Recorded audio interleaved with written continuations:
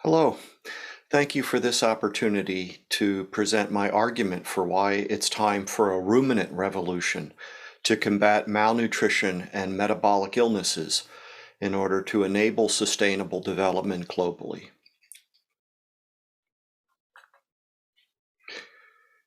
I believe we have an opportunity and indeed a responsibility to increase the public's awareness of grasslands and forages, of ruminant animal agricultural systems, and the opportunity to integrate ruminant animal livestock with our cropping systems, as well as a need to shift policies and support to reduce malnutrition and improve public health. I believe that by doing this, we can foster sustainable development, increase human flourishing, and preserve and enhance our environments. My purpose today is to introduce a number of topics. I'm always trying to encourage students, researchers, and advisors, regardless of what institutions they're associated with, as well as encouraging individuals to improve their own health. And I'll provide references and resources for further study. This argument is broad and must, by necessity, cover and touch upon a number of topics. Time is limiting today, and so we must focus on the givens that there are too many people in the world today who don't get enough animal source food in their diet, and that occurs in low, middle, and high income countries. That all food production has impacts that too often aren't accurately balanced when we talk about animal agriculture versus plant source food production. The grasslands and ruminant animal agriculture are in fact essential to public health, sustainable food systems, culture and tradition preservation, and sustainable development. Ruminants, in fact, have been essential in the development of modern humans. They're essential today in modern food systems globally, and they are essential in meeting the needs of 2050 and beyond. Livestock agriculture today is too often portrayed as the scapegoat in a number of problems, as opposed to the solution or part of the solution to many of these issues. But when we examine those arguments in detail, we find that they frequently are not factually based, but they tend to be more the result of worldview, belief system, or larger narratives. And the fact is, there can be no sustainable food systems without livestock in general and without ruminant animal livestock in particular.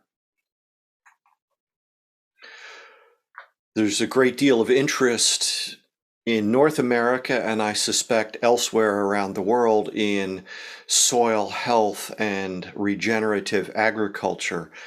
And I'm glad to see that growing awareness. I just want to point out that these are not new ideas, that these are issues that people have been aware of, researching, trying to address for virtually a century now. While it is appropriate to be concerned about deforestation and potential impacts on those ecosystems, it seems only right that we also realize that our grasslands are far more threatened globally than forests are, although there are regional differences. However, when people talk about increasing the consumption of commodity crops produced on arable lands, most of those arable lands are on what were once prairies or grasslands that have already been converted But too often the conversations are framed as if it's either or, either livestock agriculture or plant agriculture. And in fact, the future, I believe, lies in development of integrated livestock cropping systems. Systems where we can produce more food from the same amount of land with the same or lower inputs, and at the same time improving soil health, protecting that most precious resource. One key advantage of ruminants in these production systems is that they end up removing very little of the nutrients that they consume. And so, properly managed, those nutrients are available for succeeding crops. In this case, the nutrient removal rate are calculated from average yields in Missouri in central US. Again, when people advocate for increasing consumption of the plant source foods, it's not well appreciated that that's going to result in a higher removal rate and therefore the need to replace those from fertilizers of some form. Again, it's not a new idea that grassland farming is essential to systems of good soil management.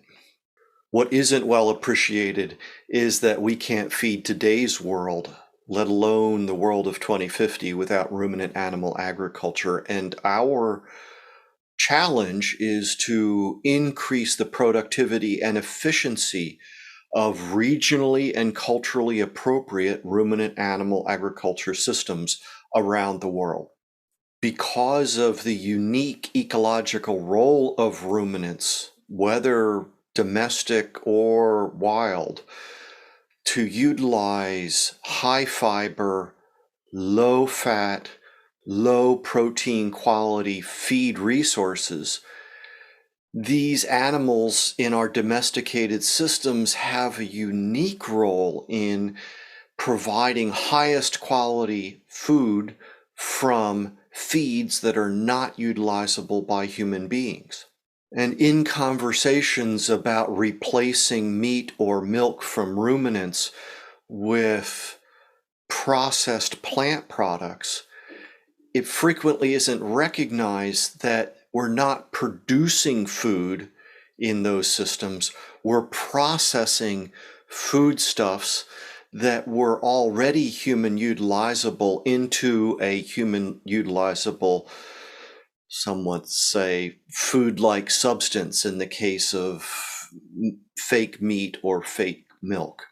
Just to emphasize that the vast majority of the feed that goes into supporting the domesticated ruminant livestock herd globally is not human edible. Approximately 96% is not human edible. Only 4% of the feed going into the global ruminant herd is grains. And about a quarter of those grains were not human edible in this study for one reason or another, off-grade spoilage, issues such as that. And this amount of grain actually only represents 10% of the global cereal production. For some reason, predictions of catastrophe and crises always draw attention. And over the years, there's been a number of these that in time have been shown to be not true, but we still are paying attention to some of the same people who make those arguments, again, with a new crisis. And these catastrophists are very active today, telling us why we need to be worried about this, that, or the other thing, and why we need to be investing resources in the cause that they're supporting. Unfortunately, they tend to ignore the fact of continuing malnutrition today. and that while we still have 800 million people in the world today suffering from a lack of calories in their diet, we have 2.2 billion people who are overweight or obese. This also is malnutrition, although it frequently isn't seen as such, in part because too few people understand that undernutrition is not synonymous with caloric deficit, that it's possible to be overfed yet undernourished. And in fact, it's protein energy malnutrition that is the most lethal form of malnutrition, impacting children to a great degree. In fact, globally, children under 5 years old, half are deficient in a number of micronutrients that are essential for proper development. These are best sourced from animal source food. Nearly a quarter of children under 5 globally are stunted. That is, they have a low height to weight. And this isn't merely stature, this is also cognitive or brain development, which lasts a lifetime. 7% of children globally under 5 are wasted, that is, they are low weight to height, and at the same time 6% are overweight. Now, while many will advocate that humanity needs to adopt a plant-based diet, it should be pointed out that in fact humanity's diet is already plant-based. Globally, the vast majority of calories in humanity's diet comes from plant-sourced foods, which means the majority of calories are coming from sugar and or starch. What isn't sufficiently appreciated is that we are in the midst of a global pandemic of non-communicable diseases, which account for the vast majority of deaths globally, and that these are, if not caused, they are exacerbated by insulin resistance and hyperinsulinemia, chronically elevated insulin. As I mentioned, this is global in scope. Too many people believe that these only exist in high-income countries, when in fact 80% live in low and middle-income countries. Over the next 8 years, there's a prediction we will see a 150% increase in type 2 diabetes alone. Too many people don't understand that obesity is a symptom, not in fact a cause of these conditions. Yet much of the conversation about sustainable food consumption operates as if that's not true, that in fact obesity drives diabetes instead of being a symptom of the metabolic derangement that also manifests itself as type 2 diabetes. Likewise, the vast majority of crude protein in humanity's food supply comes from plants already. In fact, more crude protein is provided in humanity's diet by cereals than from all animal source foods combined. And wheat alone is the single largest source of crude protein in humanity's diet. And if we were to understand human nutrition properly and the need for digestible, indispensable amino acids, not crude protein, we would appreciate that cereals are a very poor source of those indispensable digestible amino acids. There are specific goals that people involved in sustainable development are looking at in terms of reducing childhood stunting, wasting, and overweight. Unfortunately, this community of people are primarily informed by conventional nutrition wisdom, not wisdom informed by metabolic syndrome and metabolic health. In fact, they're still operating under crude protein as protein in humanity's food supply instead of indispensable amino acid and potential deficiencies. Another cause for concern is the price of inputs, and in this case, I'm just going to look at fertilizer.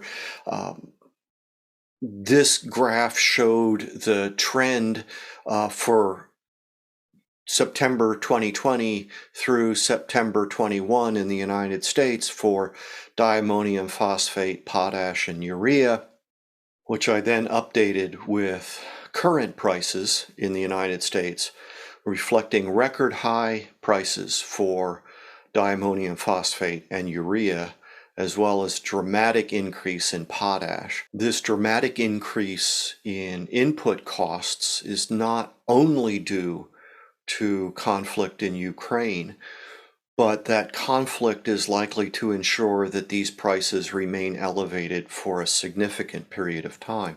Meanwhile, we face these challenges of increasing world population, which will require a doubling of world food production, a significant increase in the demand for animal protein, while we try to achieve that from the same land area today, and yet conflicts such as the Ukraine-Russia situation are effectively taking out significant sources of food production.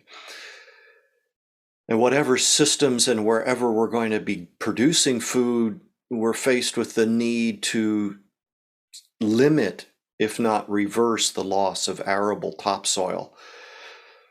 By 2050, it's projected that the 70% of humanity will live in urban areas. So this transfer of nutrients and foods from areas of production to areas of consumption will get worse. And for example, other development must occur in order to support development economically, socially, one being a doubling of electrical generating capacity. And despite what some will say, the animal source foods are essential if the low and middle income countries are going to be able to feed their way out of poverty. One of the most significant impediments to the adoption of a ruminant revolution mindset is the change in human nutrition from a perspective of achieving adequate essential nutrition to the nutritional epidemiology of chronic disease perspective. From this come all the recommendations that we need to reduce animal source food production and consumption. In the face of this, we need to point out that at least 80% of the recommendations that stem from this kind of research fail when they're finally examined in clinical trials. So this branch of human nutrition has been a negative impact on food policy and therefore investment in research and extension and global programs.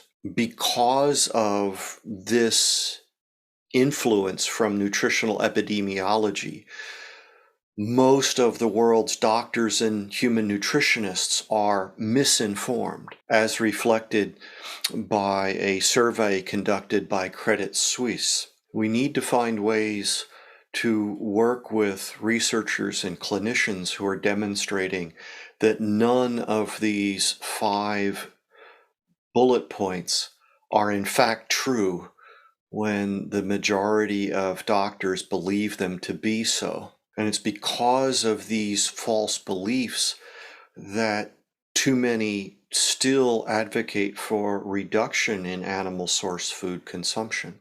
When one examines the highest quality scientific evidence now available, one can conclude that humanity's existential crisis is in fact insufficient animal source food. Our opportunity and in fact responsibility as researchers in agronomy and animal science is to find ways to improve the productivity and efficiency of ruminant animal agriculture while working with those members of medicine and human nutrition who are demonstrating that animal source food is in fact essential for human development and function. So while we had a green revolution in the 60s and 70s that was necessary to provide sufficient calories to avoid famine, it's now necessary for us to have a ruminant revolution to provide more higher quality food to support proper human development and function. Our mission is to improve the productivity and efficiency of our global grassland agricultural systems to sustainably provide the higher quality diet that humanity requires, while preserving and enhancing our remaining grassland ecosystems. Of course, this is going to require public and private support. And so one of my efforts has been to build bridges between various scientific disciplines and introduce people from my metabolic health tribes to people from my animal science and agronomy tribes. Because at the end of the day, consumers and producers care about the same things. We just may understand them differently because of our different perspectives. And if we could foster better communication, then I think we could generate the support necessary to make the progress that we're going to have to make to meet these goals of the near future. And answer those who, for whatever reason, believe that the production and consumption of animal source foods is incompatible with sustainable development, when in fact they're essential. Ecosystems and the food systems they support are incredibly complex systems, and they may in fact be more complex than we're capable of thinking. But surely we must begin our examination of sustainable food systems with acknowledging the fact that animal source foods are more valuable nutritionally than plant source foods in the human diet. And yet too often they're treated as if they're equivalent. And so we can find people looking at caloric yield per hectare. And in the face of a pandemic of metabolic illness, perhaps growing sugarcane, which can yield a lot of calories per acre, is not appropriate. I've spoken elsewhere about the difference between crude protein and digestible indispensable amino acids. But briefly, some look at the crude protein supply across countries and come to the conclusion that protein supply is not a nutrient of concern. To demonstrate this problem, this paper calculated the crude protein supply for 103 low and middle income countries and territories, and looked at that compared to some protein requirement that was calculated based on RDA, recommended daily allowance. And this data demonstrates again that the vast majority of protein for these people is coming from plant source foods as opposed to animal source foods. But again, this is crude protein, in no way corrected for protein quality. And frequently others looking at these data would say, well, there's only a relatively small portion of these poorest of countries and territories where the protein supply does not meet this requirement.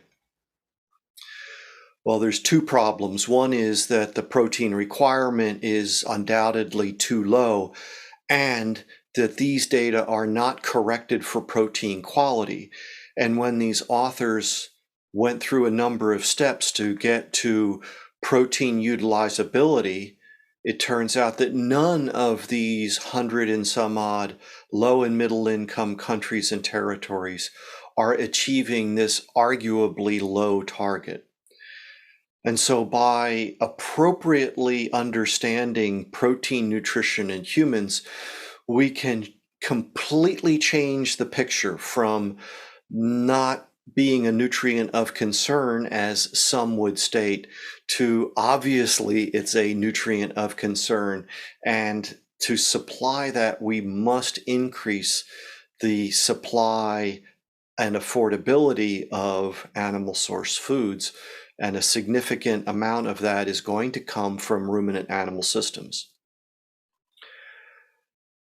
In fact, when we apply this more appropriate understanding, it completely shifts the environmental footprint calculations of producing animal source protein and plant source protein.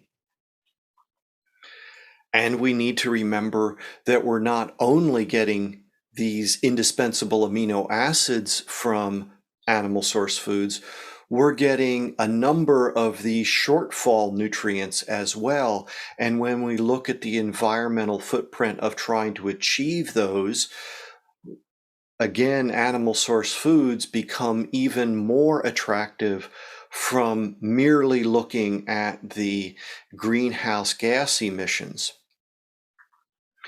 And we need to understand, in addition, that we've been using the wrong metrics when expressing the global warming potentials of these greenhouse gas emissions from ruminant animal systems as opposed to other food production systems.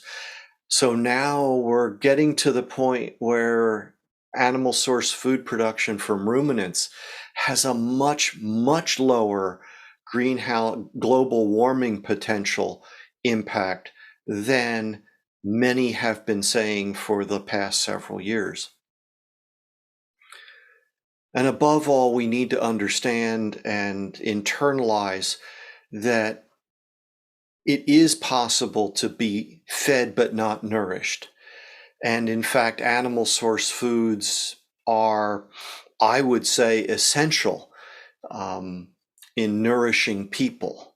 And therefore, we need to weigh that in our calculations and conversations about environmental impact. A key part of bridge building, I believe, is finding points of common interest. And given the rates of metabolic illness globally and malnutrition globally, I believe that this is a critical part of bridge building. One recent study estimated that almost 90% of adult Americans do not have optimal metabolic health. And even amongst those normal weight adult Americans, the prevalence of metabolic health is low.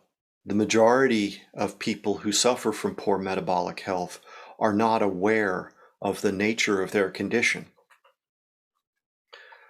And in this study, they stated that if you have abdominal obesity or elevated serum triglycerides, low HDL cholesterol, elevated blood pressure, or elevated fasting blood glucose, or if you were taking medications for any one of those conditions, you do not have optimal metabolic health. And the good news that I've learned from a number of metabolic health practitioners and researchers is that all of these can be treated by a therapeutic carbohydrate reduction lifestyle intervention. And in fact, drug-free remission from type 2 diabetes, for example, has now been demonstrated and is in the literature. But people won't make choices if they're not aware of the information. And so we need to find ways to interact with the metabolic health practitioners, and by doing so, we can help them understand what we're doing to improve human flourishing as we research improved forage livestock cropping systems. And that when we help people improve their own health by getting them the information they need or introducing them to the practitioners to help them on their journey, we are in fact improving the world. That ruminant animal livestock are part of the solution, that humanity requires a higher quality diet. Livestock are essential to food systems, that we currently are experiencing an epidemic of metabolic, that is, non-communicable diseases, which are the largest cause of death globally. That there is a dietary intervention to lower this global burden that focuses on reducing processed carbohydrates and ensuring adequate animal source food. So given the observations, a significant number of people we know are likely to have insulin resistance and hyperinsulinemia and related conditions. They could benefit from this therapeutic carbohydrate reduction intervention. And people who have experienced this health improvement journey often become our advocates as we strive to find more support for what we're already engaged in and the work that we need to do to meet the goals of 2050. We need to recognize and challenge the human nutrition community, because there's been a failure to acknowledge the weak scientific basis of their dietary guidelines, because their dietary guidance frequently impacts policy and research investment that we need to make the improvements. There's been a failure to incorporate the highest quality scientific evidence available in their guidelines and policies, and they have failed to address a global epidemic of malnutrition. So I challenge my colleagues in range management, grassland, and ruminant animal agriculture to stop accepting the pronouncements from the global nutrition community, to stop citing them in our research, and to challenge their legitimacy wherever possible and appropriate. Some resources I'd offer people to learn more: the October 2019 issue of Animal Frontiers was titled "Foods of Animal Origin, a Prescription for Global Health." The Clear Center at UC Davis contains a great deal of information on the environmental issues related to animal agriculture. Animal source foods in ethical, sustainable, and healthy diets is available online, a dynamic white paper. The Society of Metabolic Health Practitioners is a global community that offers accreditation to clinicians and physicians.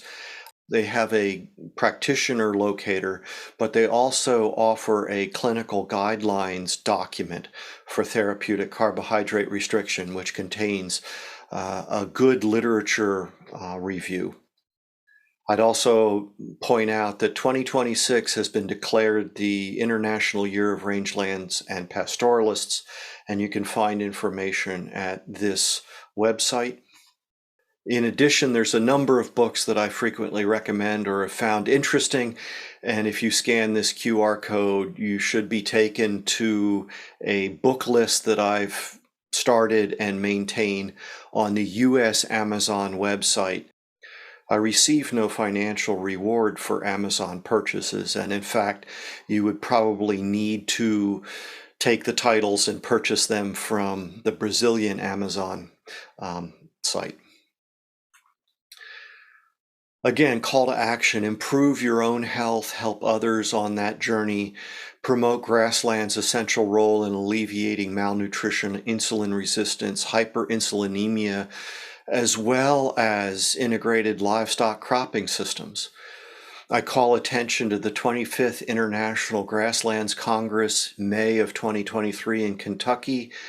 The title is Grasslands for Soil, Animal, and Human Health. The call for papers is now open. The deadline is July 15th, I believe, of this year. So, and again, the 2026 International Year of Rangelands and Pastoralists. Thank you for your attention. I am available on social media. I appreciate the support. If you want to get in contact with me, you can email me at peter.ballerstedt@gmail.com, and I look forward to answering any questions that you might have. Thank you again.